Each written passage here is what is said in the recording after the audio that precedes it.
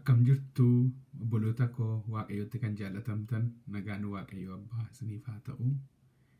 Fayyaa keessanii Gooftaatti akkam jirtu? Jireenyi keessan akkamii? Haalli keessan akkamii? Fayyaan keessan akkamii? Barri keessan akkamii? Maatiin keessan akkamii? Akkam jirtu? Gooftaa Yesuusii wajjin immoo akkamitti deemaa jirtu? Yaada keessaniin qalbii keessan Waaqayyo wajjin godhattanii attam ilaalaa jirtu? Akkamitti gammadaa jirtu? Waaqayyo inni fayyaa nagaa namaaf kennu kan galateeffame haa ta'u. Waaqayyotu fayyaa kana namaa kenna. Waaqayyotu nagaa kana namaa kenna. Waaqayyotu eebba namaa kenna. Waaqayyotu jireenya namaa kenna. Maqaan Waaqayyoo galateeffamu. Gooftaa koof galannaa ta'u. Kaleessa Waaqayyoon barbaaddadhaa kan jedhu mata duree kanarratti waa tokko baay'een isinitti dubbadhee ture. Ergaa sagalee Waaqayyoo natti dubbate isinitti dubbadheera. Har'as immoo ergaa sagalee Waaqayyoo fudhadheen deebi'ee dhufeera. Na wajjiniin hirmadha. Waaqayyo laphee koo keessa kan kaa'e sagalee hedduu gaggaarii fuula koo keessa kaa'eera Waaqayyo. Kanaaf isinii wajjiniin hirmadheen anis itti fayyaa isinis itti fayyaa itti jiraadha. Waaqayyo guddaadha. Lafa jirru haala jirru hundumaa keessatti Yesuus Kiristoos Gooftaadha. Inni addaan baasee nu beeka. Haa galateeffamu Waaqayyo. Sagaleen isinii dubbisu keessaa macaafa Zakkaariyaas raajicha boqonnaa 4 lakkoofsa 1 hamma lakkoofsa 6 jiruun isinii dubbisa. Irra deebi'een dubbadha. Macaafa Zakkaariyaas raajicha boqonnaa 4 lakkoofsa 1 hamma lakkoofsa 6 isa jirudha dhaabadheetan iddoo kana eegan dubbisee booda kadhata gabaabaa kan godhee dubbii sagalee Waaqayyoo kana isiniif fira. Na wajjin dhaggeeffadha. Akkana jedha. Kana booddee ergamichi inni anaa wajjiniin dubbachaa ture sun deebi'ee dhufe. Akka nama irribaa nama dammaqsuutti na dammaqsee maal argitaa jedhee ana gaafate. Ani immoo deebisee hundumti isaa baattuu ibsaa warqee irraa hojjetame tokko cuggeen tokko isarra dhaabame cuggicha irra immoo ibsaa torba tokkoonsaa arraba 7 kan qabu dhaabame nan arga. Muktii ejersaa lamas inni tokko cuggicha bukkee gara mirgaatti inni lammaffaan immoo gara bitaatti dhaabatee nan argee nan jedhe. Ergasii immoo ergamicha isa anatti dubbachaa ture sana isaan kun maali yaa Gooftaa jedhee nan gaafadhe. Innis isaan kun maal akka ta'an hin beektuure jedhee ana gaafate. Ani immoo hin beeku yaa Gooftaa koo jedhee nan deebiseef. Yommus ergamichi ergaa isa Waaqayyo biraa dhufe Zarubaabelitti akka ani dubbadhuuf anatti hin hime.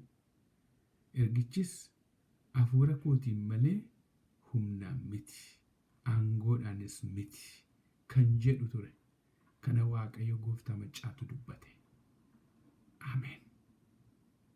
Maqaan Waaqayyoo galateeffamu. Maal argita? Mataa keenya gadi qabannee Waaqayyoon kadhanna. Guddaa guddaan olii hundumaa irratti haboo kan qabdu, hundumtuu siin kan ta'e, hundumtuu si malees kan hin taane, wanti mul'atu hundumtuu siin kan ta'e, wanti argamu, wanti nu ilaallu, wanti nu qabnu hundumtuu siin kan ta'e, jiraachuun keenya illee siin kan ta'e, har'a ga'uun keenya illee siin kan ta'e, Waaqayyo Abbaa keenyaa, Uumaa keenyaa, Fayyisaa keenyaa, maqaa ilma kee Yesuus Kiristoosiin galanni guddaan siif haa ta'u. Har'a immoo yaa Waaqayyo guyyaa kana guyyaa haaraa, guyyaa kana guyyaa addaa, guyyaa kana immoo guyyaati umurii keenya irratti nuu dabalte keessaa guyyaa isa tokko. Kana waan nuu laatteef galanni guddaan siif haa ta'u. Amma immoo yaa Gooftaa koo akkuma kanaan dura nu barsiifte fuula koo barbaaddadhaa jettee akkuma nuti dubbatte har'as immoo fuula kee barbaaddachuuf dura kee dhufneerra. Maqaa Gooftaa Yesuus Kiristoosiin adaraa anis obboloonni koos warri si dhaggeeffatan hundumtuu cubbamoota. Namni tolaan tokko illee hin jiru, hundumtuu cubbuu hojjeteera. Ayyaanni Waaqayyoo isaaniitti hir'ateera jedhamee akkuma barraa'e. Yakkaaf cubbuu keenya hundumaatti nu qulleessi. Araara keetiin nu mul'adhu. Dubbii sagalee kee isa nama jiraachisu kana isa deebi'ee lafa dhaabatan nama agarsiisu sana isa eenyummaa nama hubachiisu sana maqaa Kiristoos Yesuus nuti dubbadhu. Dubbii jireenyaa, dubbii fayyinaa, dubbii abdii qabu, dubbii gara fuula duraatti nu deemsisu, dubbii yaa gooftaa of nu ilaalchisu akka nuti dubbattu jaalala kee fedha kennu ta'u. Maqaa ilma kee Yesuus Kiristoos jaallatamaatiin. Ameen. Maqaan Waaqayyoo haa galateeffamu. Sagalee kana keessatti gara dhumaatti ergaa inni dubbatee san dubbachuun barbaada. Akkana jedheen hafuura kootiin malee humnaan miti. Wanti hundumtuu Waaqayyoon malee hafuura Waaqayyootiin malee humna ofiitiin miti. Wanti godhan hundumtuu humna Waaqayyootiin malee humna ofiitiin miti. Wanti yaadanii bira gahan hundumtuu humna ofiitiin miti. Humna Waaqayyootiin malee. Hafuura Waaqayyootiin malee. Isaan malee hin jiru. Abbaan ergaa kana barreessee raajichi inni kan arge kun Zakkaariyaas jedhama. Zakkaariyaas mul'ata 8 arge. Mul'ata 8ffaa keessa isa 4ffaan dubbadhe. Achi keessatti ergaan kun utuu inni rafaa jiru, utuu inni of gatee jiru, utuu inni hin dammaqin jiru, lafa irriba keessatti dhaqee ergama Waaqayyoo dhaqee itti dubbate.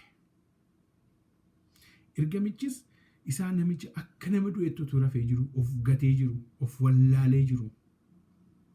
Kana booddee dhaqee ergamaan Waaqayyoo itti bu'ee itti dubbate. Innis irriba keessaa na dammaqseetii natti dubbate jedha. Otuu rafanii jiranii irriba tattamii rafee jira laata? Irriba sakkamiitii keessa jira taata? Isa of wallaaluu ta'inna? Isa of gatuu ta'inna? Takka namooti tokko yeroo rafan lafa rafan hin beekan. Lafa bulanii lafa bule iyyuu hin beeku jedhu ganama kaanii. Namni lafa bule hin beeku. Akkatti bulu hin beeku. Waaqayyo garuu irriba keessattis nama wajjin jira. Lafa rafanitti illee irriba guddaa yeroo dhufullee irriba guddaa sana namaaf kenne achi keessatti illee nama eega. Namni kun irriba guddaadhaan rafaa ture. Wallaalee of utuuf hin beekin rafaa bule. Haa ta'u achitti dhufee ergamaan Waaqayyo tun rafee jiru, tun of gatee jiru ergamaan kun dhufee itti dubbate. Itti bu'ee maal argitaa jedheen? Maaltu sitti mul'ata amma jedhe? Maaluma argaa jirtati jedhee gaafate. Namichi abjuusaa keessaa argu, namichichi mul'ataan argu argeera. Maal argaa jirta jedhe? Maal immoo yaadaa jirta waa'ee kanaa jedhee dubbate. Namichi egaa akkuma ati beektu iyyuu jedhe waanuma mul'ataa fuula kee dura jira mitiiree. Kanan arge kunoo isa kana jedhee waan arge tokkoon isaa itti dubbate. Inni kan inni itti dubbates immoo akkuma sagalee kanarra arginutti anis deebiseen hunduma isaayyuu atuu beekta ooteedha. Hunduma isaayyuu in argite hunduma isaatti baattuu ibsaa warqeerraa hojjetame tokko kana argeera. Baattuu ibsaa warqeerraa hojjetame tokko argeera. Cuggee tokkos isarra dhaabame argeera. Cuggeen kun immoo isarra dhaabatee utuu jiru argeera. Isa duwwaas immoo miti cuggicharra immoo ibsaa torban dhaabatee jira. Ibsaa torbatu jira jedha. Ibsaan torban sun immoo tokkoon isaaniis immoo arraba torba kan qaban ibsaa ture dhaabatee jira. Baay'ee nama dhiba kun torba yeroo baay'iftan gara 49 ilaala. Waan hedduun akkanaan dhaabatee jiruti itti mul'ise. Hin galleef namichaaf, hin galleef iccitiin kun, hin galleef jechi Waaqayyo itti dubbataa inni jiru kun. Egaa isa bukkee maal jedha? Muka ejersaa tokko ture jedha. Lamaan isaaniiyyuu tokkoon isaanii tokko cuggicha bukkee kan gara mirgaatiin muka tokko ture, gara naan immoo isa lammaffaas gara bitaattis dhaabatee kan jiru argee jedha. Cuggichi dhaabatee jira. Cuggicharras immoo ibsaatu jira. Ibsaa kanarra immoo ibsaa torbatu jira. Kanarra bukkee immoo gara gara naanii muka dhaabbatee jiru argee. Muki kun immoo gara bitaan mirgaatti muka ejersaan argee jedhee. Garuu maa inni gooftaa kun jedhee gaafate. Ergamichis dhaqee gaafate namni kun. Hin galleef taanaan gaafachuun ba'eessa. Iccitii Waaqayyotti himuudhaaf jedhu. Waan dhokataa Waaqayyotti himuudhaaf jedhu. Wanta nama bira ga'uu hin dandeenyetti dubbataa jiru. Waaqayyo itti himu akka itti himu barbaada. Egaa ergasiitii ergamichaan anatti dubbachaa ture sanaan maal jedhe? Isaan kun maal yaa gooftaa jedhee nan gaafadhe jedhe. Maa inni kun naan galle takka argee hin beeku jedhee gaafadhe. Innis immoo isaan kan ammayyuu hin beektu jedheen. maal akka ta'an hin barre ati jedhee dubbate. Hin beektu jedhee dubbate. Hin beektu hin beeku jedhee. Innis immoo iccitii guddaa tokkotti dubbate waan ergaa Waaqayyoo biraa kan dhufe. Egaa inni hin beeku yaa gooftaa jedhee nan deebisee jedhe yommus ergamichise ergaa isa Waaqayyo biraa dhufe Zarubaabelitti akkan dubbadhu fedha. Ergaa isa Waaqayyo biraa dhufe ergaa nama biraa dhufe ergaa isa Waaqayyo biraa dhufe Zarubaabelitti akkan dubbadhuuf anatti hin hime jedheen.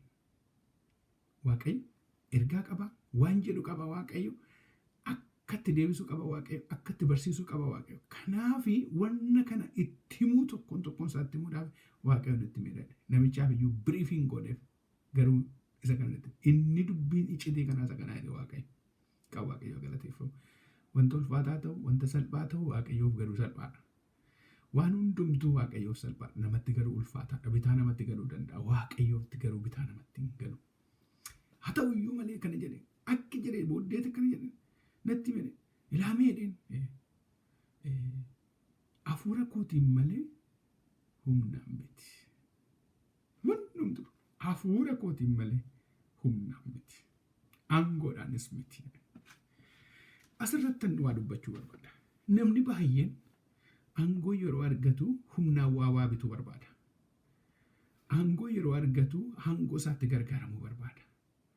Namni baay'een aangoo yeroo bu'u isa kaleessaa irraanfateeti har'a nama biraa ta'a. Aangoo yeroo argatu namni aangoo isaa sanaan obboleessa miidhuu barbaada. Obboleettii miidhuu barbaada. Namni baay'een aangoo yeroo argatu ittiin koruu barbaada. Sagalee Waaqayyoo garuu akkana jedha. Aangoo namaas duwwaa godhe, humna namaas duwwaa godhe, hafuura isaa duwwaa yeroo inni caalchisu as keessatti argina. Namni baay'een humna isaatti isa gargaaramuudhaaf ka'e Waaqayyo humna nama sanaa duwwaa godha. Aangoo nama sanaa duwwaa godha. Yaada nama sanaa duwwaa godha. Garuu hafuura kootiin yoo deemte kaleessa Waaqayyoon barbaaddadhaa hafuura isaatti jabaadhaa akkuma jenna. Har'a immoo hafuura Waaqayyoo malee waa gochuu akka hin dandeenye sagaleen Waaqa dubbata. Humnan qaba jennee nama pireesii goonee yoo miine Waaqayyootu nu gaafata. Humnan qaba jennee nama yoo darbanne Waaqayyoon nu gaafata. Humnan qaba jennee yoo nama hiine Waaqayyoon nu gaafata. Humnan qaba jennee yoo nama ajjeefne Waaqayyoon nu gaafata. Kanaaf sagaleen Waaqayyoo waa'ee kanaa dhugaa nuu ba'a. Siniin dubbisa iddoo tokko seera uumamaa keessaa boqonnaa 9 lakkoofsa 5-6 isinii dubbisame.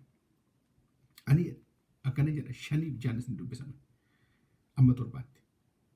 Ani lubbuu keessan eeguudhaaf dhiiga keessanis bineensa harkaa nama harkaas nan barbaada. Lubbuu namaa harka namaa akkasitti keessaas nan barbaada. Ani Waaqayyoodha. Nama akka bifa kootiitti waan hin uumeefidha. Namni dhiiga namaa dhangalaasu dhiigni isaa harka namaatti hin dhangalaafama. Isin garuu horaa baay'adhaa lafa guutaa irraa baay'adhaa hafaa jedhe. Kana nuu itti dubbate. Sagaleen kun ani Waaqayyoodha. Ani Waaqayyoodha. Sagalee Waaqayyooti kun ergaa Waaqayyooti. Afaan Waaqayyoo keessaa waan ba'een dubbataa.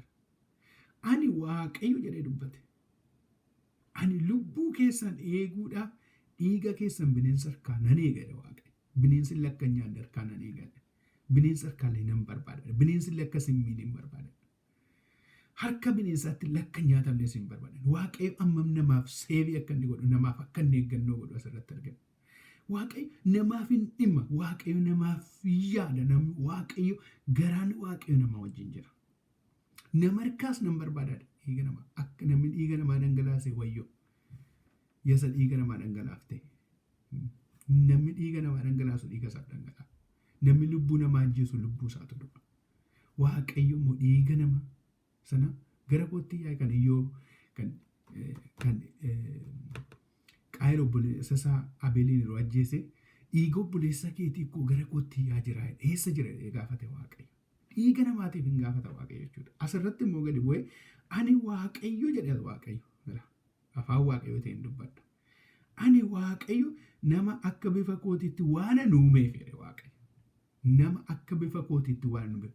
bifa waaqayyoo qabna. Bareedinni keenya, harki keenya, jireenyi keenya waaqayyoon fakkaanna jechuudha. Amalli keenya waaqayyoon fakkaata. Amalli namaallee waaqayyoon hin fakkaatu. Garuu akka bifa waaqayyootti waaqayyo kan uumamne namni nuyi waaqayyo akka bifa kootitti waan uume namni dhiiga namaa dhangalaasu dhiigni isaa harka namaatiin dhangalaafamaadha waaqayyo. Maal jettu egaa kanarratti? Namni dhiiga namaa dhangalaasu. Please obboloota koo namni sagalee kana dhaggeeffattan dhiiga namaa dhangalaasu. Maaloo dhiiga namaa dhangalaasuutti fiigina. Maaloo obboleessa keessa ajjeesuutti fiigina. Maaloo obboleessa keessa madeessuutti fiigina. Maaloo lubbuu obboleessa keessanii gaddisiisuutti hin deemina. Maaloo obboleessa keessanii hiitanii gaddachuutti hin deemina. Irraa murtanii gatuutti hin fiigina. Maaloo waaqayyooti isin gaafata.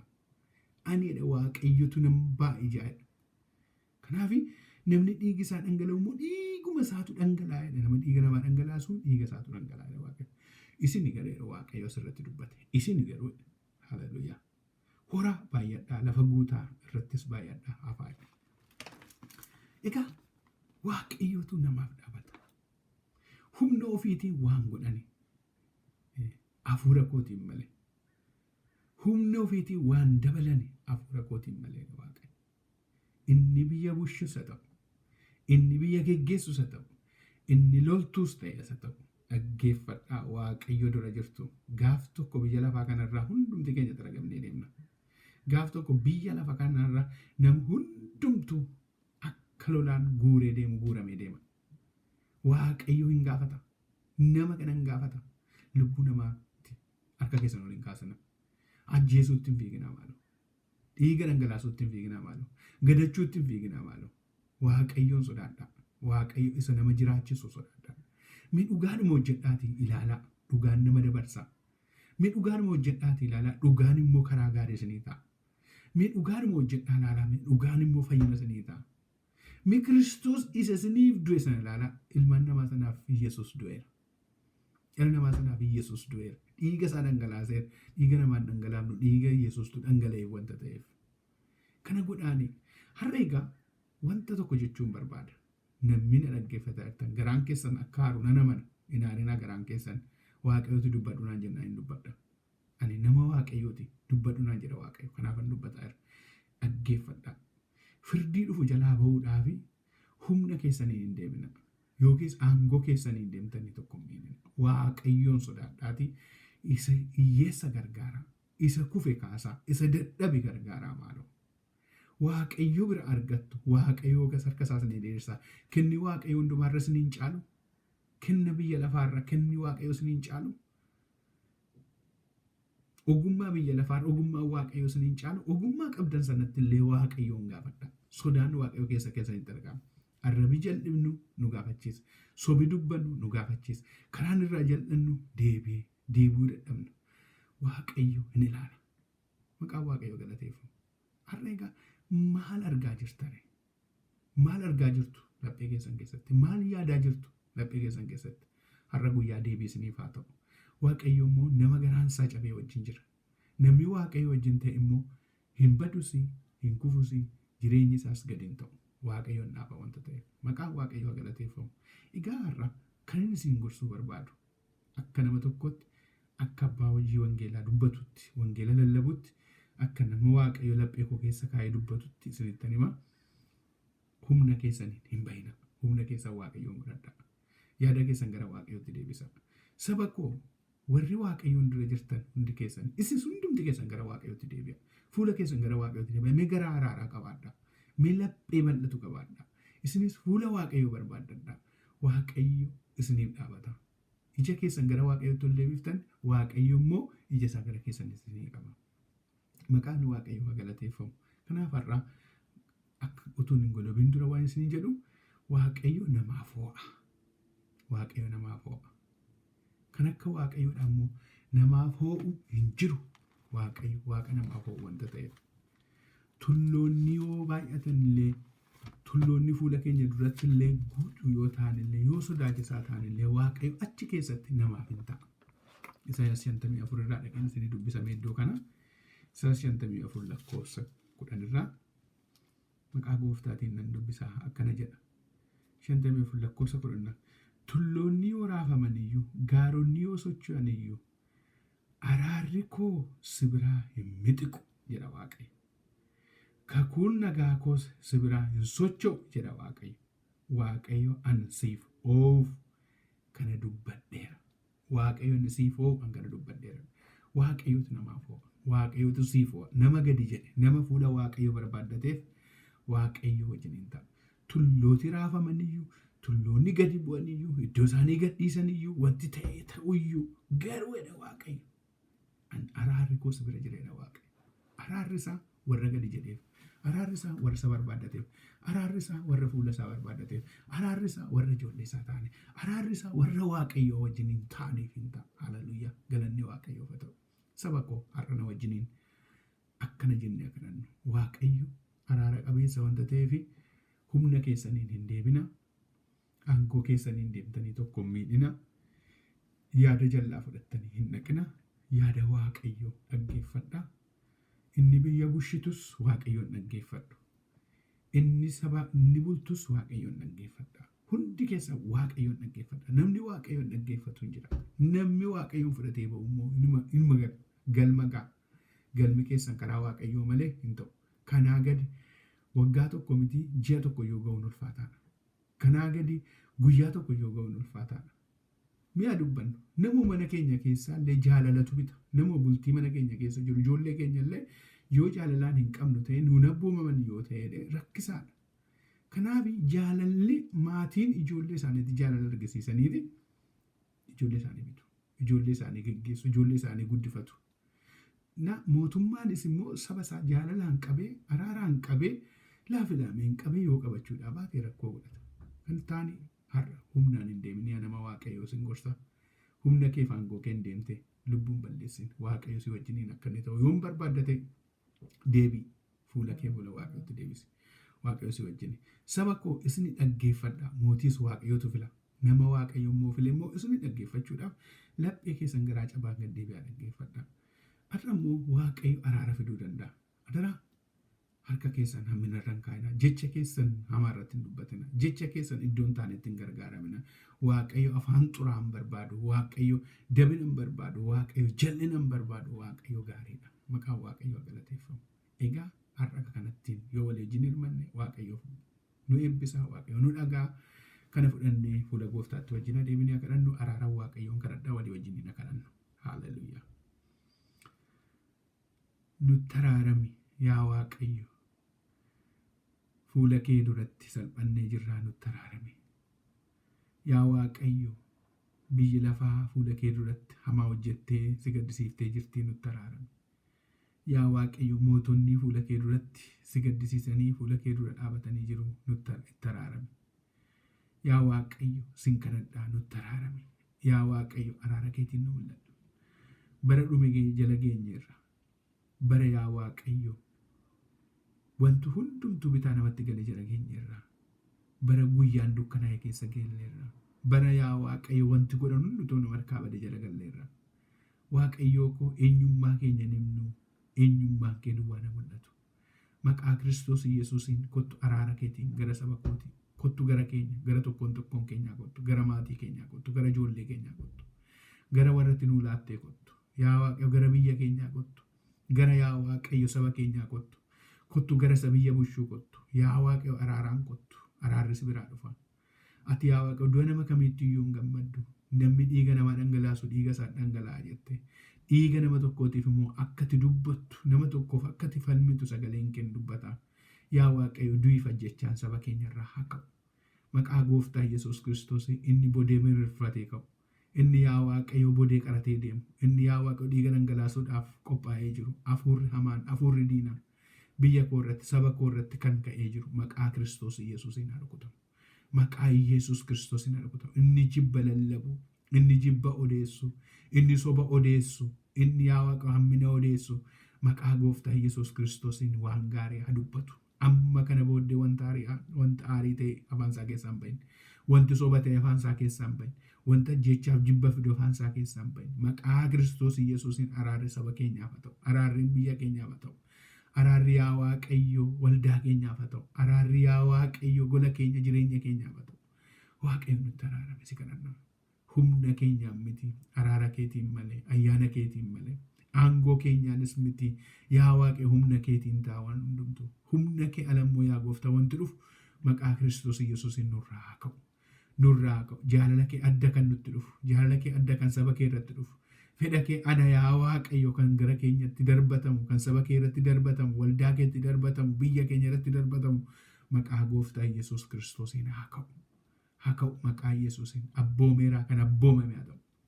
Araaran si gaafadha. Araarnuu jedhi yaa Waaqayyo. Araara keetiin kottu. Araaraan yaa Waaqayyo gara mootummaa kottu. Araaraan gara sabaa kottu. Araaraan gara mucoolotaa kottu. Araaraan gara dubartootaa kottu. Araaraan gara yaa Waaqayyo beektotaa kottu. Araaraan gara wallaalotaa kottu. Araaraan yaa Waaqayyo gara warra biyya bulchanii kottu. Araaraan nu mil'adhu yaa Waaqayyo. Araarri kee nu baay'atu. Gochuu dandeessa. Galanni siif haa ta'u. Gochuu dandeessa. Galanni siif haa ta'u. Yaa Waaqayyo saboodee birmirsu. Isa yaa Waaqayyo hammina dubbachuudhaaf ka'u. Har'a yaa Waaqayyo sagalee keetiin waan itti buutuuf galanni siif haa ta'u. Isa rafee jiru hidhattee tuttuqqeetti dubbatte. Isa wallaalee jiru iyyuu yaa Gooftaa fudhatteetti dubbatte itti agarsiifte waan ta'uuf jiru. Har'as yaa Waaqayyo lafa isaanii rafanii jiranitti. Bakka inni rafee jirutti yaa Waaqayyo namni kana dhaggeeffatu hundumtuu maqaa Yesuus Kiristoosiin sirraa waa dhaga'u. Waan tokko dhagee dhaabatee si haa dhaggeeffatu. Ayyaana kee baay'isiif yaa Waaqayyo. Araara kee nu buusi. Kana waan gootuuf guddaan si galateeffadha. Yaa Waaqayyo sagalee kanaan immoo waan tokko waan nu barsiifteef galatu ulfaadhu. Yeroo nu laatteef galanni guddaan bara baraan siif haa ta'u. Maqaa Kiristoos Yesuus jaallatamaatiin. Ameen. Waaqayyo si haa eebbisu. Maqaa Yesuusiin. Ameen.